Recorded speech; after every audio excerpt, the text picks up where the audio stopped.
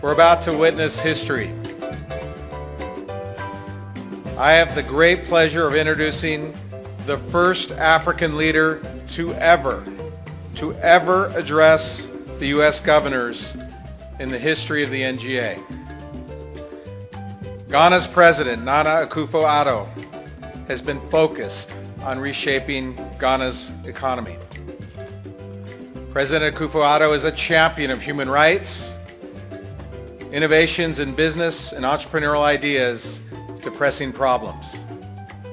In just his first year as president, he has opened the doors for increased state engagement in Ghana. Our two countries have been bound by shared values of democracy and human rights for decades. But there is an opportunity for the United States, and particularly these states, to grow this relationship further. This whole winter meeting has highlighted how governors in their states are leaders in innovation. With President Akufo-Addo's focus on developing Ghana's infrastructure, agriculture, and energy industry, states can play a role and leverage the innovations we have made in those sectors. I know I speak for all my fellow governors when I say we are excited to hear how we can work together to grow our economies. Please give a warm welcome to President Akufo-Addo.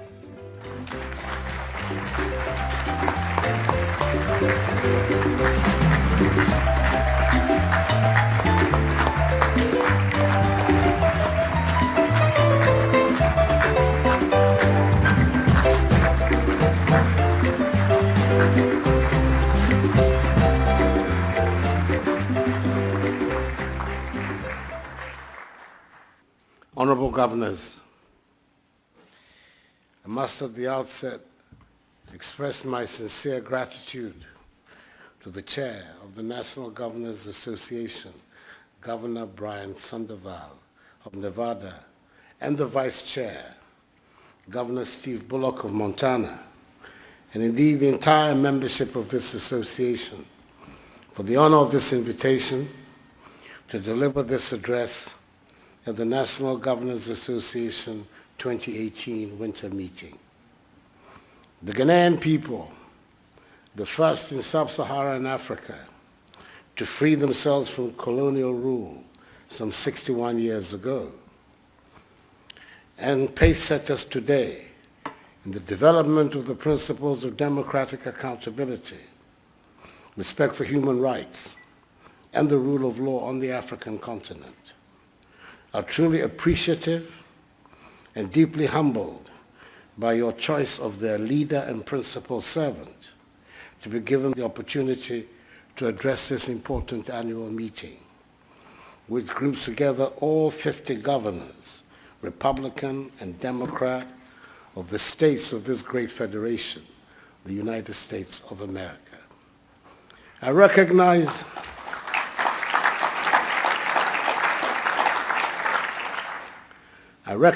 the significance of the moment as being the first leader from the continent to speak at this meeting. I hope that my country, Ghana, and indeed the African continent, will not be judged by any deficiencies of mine. Those are purely personal to me and not at all representative. Let me also express the gratitude of all freedom-loving peoples of the world to the men and women of this great country, the United States of America, the land of the free and the home of the brave. In the 20th century, the United States was largely responsible for seeing to it that the threats to freedom posed by totalitarian ideas such as Nazism, fascism, and communism were defeated. With the rapid spread of democratic values around the world consequent upon that, America's responsibility in this 21st century is to remain the shining city upon a hill, the force of whose ideas inspire greater chapters in man's development in freedom. The space for democratic engagement, importantly in Africa, has certainly widened In my country, we have decided to make a full fist of it. In the era of the Fourth Republic, we have experienced the longest uninterrupted period of stable constitutional governance in our history, banishing the specter of instability that disfigured the early years of our nation's existence. Indeed, on 7th January last, we celebrated its silver jubilee. Democracy, equality of opportunity, and respect for human rights, ideals which have stood the test of time, have now found firm anchor in our body politic. We have had 5 successive presidents in the Fourth Republic with peaceful transfers of power from a governing to an opposition party on 3 separate occasions, the latest being in 2016, which brought me to office. Honorable Governors, my party, the New Patriotic Party, and I won the 2016 elections because the Ghanaian people were dissatisfied with their living conditions and the direction in which Ghana's economy, and indeed the country, was headed. They believed we were different and could put in place the requisite measures to improve their living conditions. My government's program of economic transformation is hinged on restructuring the institutions of our governance, modernizing our agriculture to enhance its productivity, a clear industrial policy, and rationalizing the financial sector so that it supports growth in agriculture and growth in manufacturing and industry. In my view, that is the way we can build a resilient economy and lead Ghana to a situation beyond aid. That is indeed our goal, a Ghana beyond aid, a Ghana capable of mobilizing its own material and human resources to build a strong economy capable of generating prosperity for the mass of our people, a Ghana no longer dependent on handouts and charity. To this end, and over the past 13 months, the period of stay of my government in office, we have begun to work on the fundamentals of the economy because we believe that an improved macroeconomy is a basic requirement for stimulating the investments we need for the rapid expansion and growth of the Ghanaian economy and the generation of wealth and jobs. This has led to the growing strength of our economy from a growth rate of 3.6% in 2016 to 7.9% in 2017. The stabilization of our currency, the cedi, reduction in inflation from 15.6% at the end of 2016 to its current level of 10.6%. A revival of Ghanaian industry from a growth rate of negative 0.5% in 2016 to 17.7% in 2017. Reduction in interest rates and the fiscal deficit from 9.3% to 5.6% of GDP, and the abolition of nuisance taxes with the aim of shifting the focus of the Ghanaian economy from an emphasis on taxation to an emphasis on production. We're also putting in place strong measures to increase revenue mobilization by plugging leaks and reforming the existing tax exemption regime. This process of economic and industrial transformation is going along with ensuring that the most basic elements of social justice are met.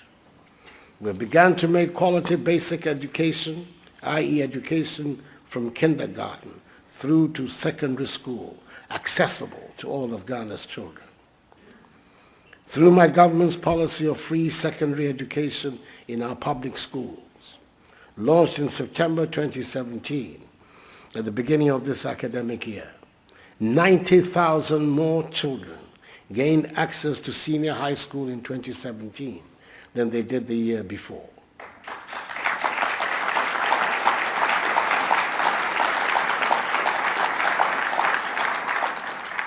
Equally, accessible health care to all our citizens through an efficient and financially self-sustaining national health insurance scheme is a crucial goal of my government.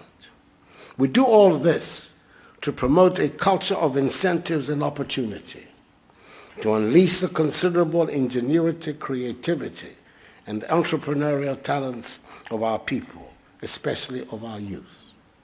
This is the surest path to national prosperity, bolstered by an enhancement of public accountability. Last Friday, before my departure for this visit, I appointed the first special prosecutor in our history, a known, respected anti-corruption crusader, whose task will be to deal exclusively with issues of corruption and hold public officials, past and present, accountable for their stewardship of our nation's public finances. A key challenge of our economy, like many other economies in Africa, is our infrastructural deficit. We're embarking on an aggressive public-private partnership program to attract investment in the development of both our road and railway infrastructure. We are hopeful that with solid private sector participation, we can develop a modern railway network with strong production center linkages and with the potential to connect us to our neighbors to the north, i.e. Burkina Faso, the west, i.e. Côte d'Ivoire, and to the east, i.e. Togo. Apart from prosecuting the agenda of building with the private sector at least one factory in each district of Ghana, the time has come for Ghana to develop strategic industries out of its abundant natural resources of bauxite and iron ore. We shall shortly establish an integrated bauxite aluminum development authority to assemble the relevant financial resources for the systematic exploitation and development of our bauxite deposits. By the same token, we've decided to exploit our substantial iron ore and manganese deposits situated in the western and northern regions of our country to build an integrated steel industry to serve the needs of our country and region. We're making systematic efforts to develop our new oil and gas industry, into which ExxonMobil has just appeared, signing on 18th January of this year a major offshore oil and gas exploration and production agreement with Ghana. We're determined also to establish the relevant petrochemical industry to take advantage of the growth of our oil and gas industry. There is a lot of opportunity for American capital, technology, and enterprise in Ghana and indeed in Africa, and we welcome companies from all your states to participate in the exceptional opportunities that exist in our country and on the continent. We appreciate the continuing support offered to our country and to the financing of our budgets by the American people and their government. Thus, towards the holding of the 2016 elections in Ghana, the election which brought me to office, the United States contributed some $7 million United States dollars towards the holding of that election. We received $547 million United States dollars from the Millennium Challenge Compact 1, negotiated by the Akuffo government with the Bush government when I was Ghana's foreign minister.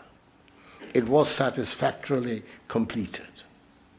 Under MCC Compact 2, negotiated by the successor Mills Obama governments, nearly $500 million is being invested in Ghana to improve power generation.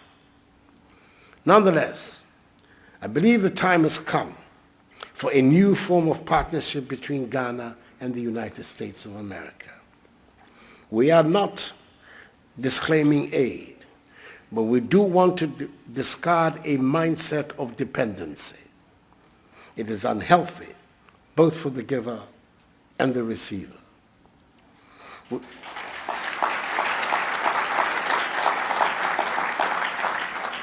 We want our relations with the United States to be characterized by a substantial increase in trade and investment cooperation. This is the way to develop healthy relations between our two countries and thereby strengthen our economies and raise the living standards of our two peoples.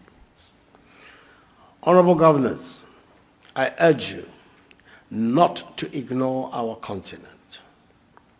Many people say that this is the Asian century, but I believe strongly that this can be Africa's century.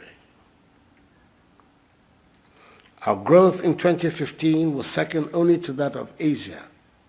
According to the World Bank, 6 of the world's 10 fastest growing economies this year are in Africa. We are rich in natural resources and in possession of nearly 30% of the Earth's remaining mineral resources. We have a vibrant young population, and those who still have important security challenges, we are more at peace than before, despite the distressing events in DR Congo, leading to the displacement of hundreds of thousands of innocent people.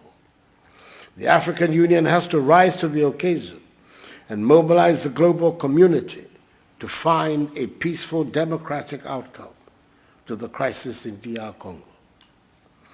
We now see the beginnings of meaningful intra-regional trade, which is about to be given an institutional framework by the historic decision of the African Union to bring into being on 21st March 2018 the Continental Free Trade Area.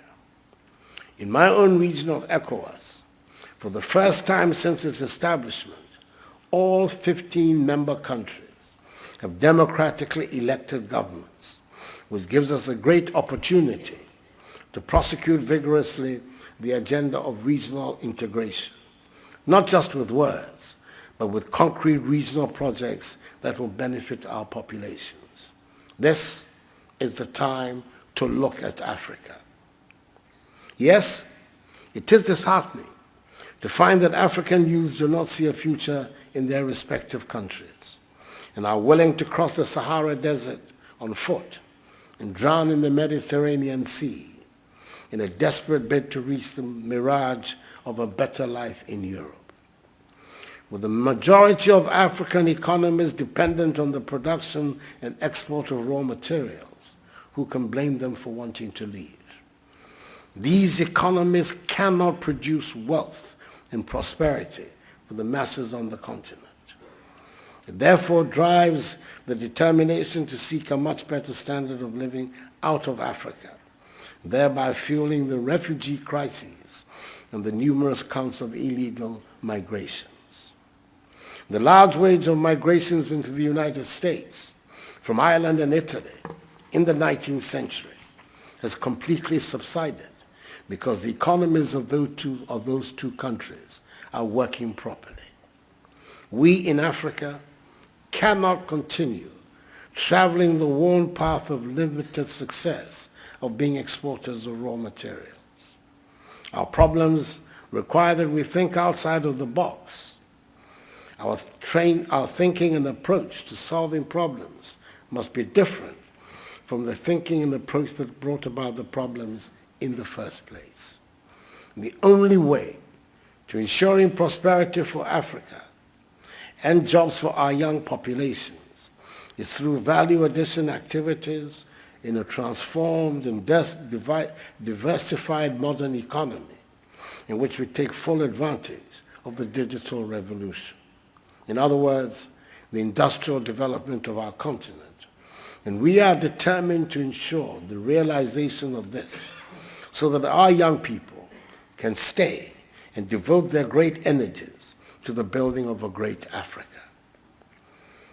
It is worth recounting at this juncture the inspiring words of the American politician William Jennings Bryan, that, and I quote, "Destiny is not a matter of choice. It is not a thing to be waited for. It is a thing to be achieved," unquote. There are many amongst us who cannot accept that it is only Asians who can engineer in a generation their transition from poverty to prosperity. We're determined to do that in our generation in Ghana, on the continent, and ensure that succeeding generations will be neither victims nor pawns of the global order. This will serve as the impetus for reshaping the continent and charting a new path of growth and development in freedom, which will lift the long-suffering African masses out of poverty to the realms of prosperity and dignified existence. In conclusion, let me reaffirm the commitment of my government and Ghana in standing shoulder to shoulder with the United States in the promotion of human rights on the African continent and across the globe. We stand shoulder to shoulder with the United States in the rejection of terrorism as a legitimate means of resolving political disputes. We appreciate the courageous commitment and the lead role being played in the fight against terrorism by the United States in several parts of the world, including the Sahel region of West Africa. We stand shoulder to shoulder with the United States in attempting to develop our economies to provide opportunities for its citizens to fulfill their aspirations, especially the youth. We stand ready to renew and deepen our relations with the United States of America for the progress and prosperity of our two peoples. May God bless us all and the peoples of the United States of America and Ghana. I thank you for your attention and wish you fruitful deliberation.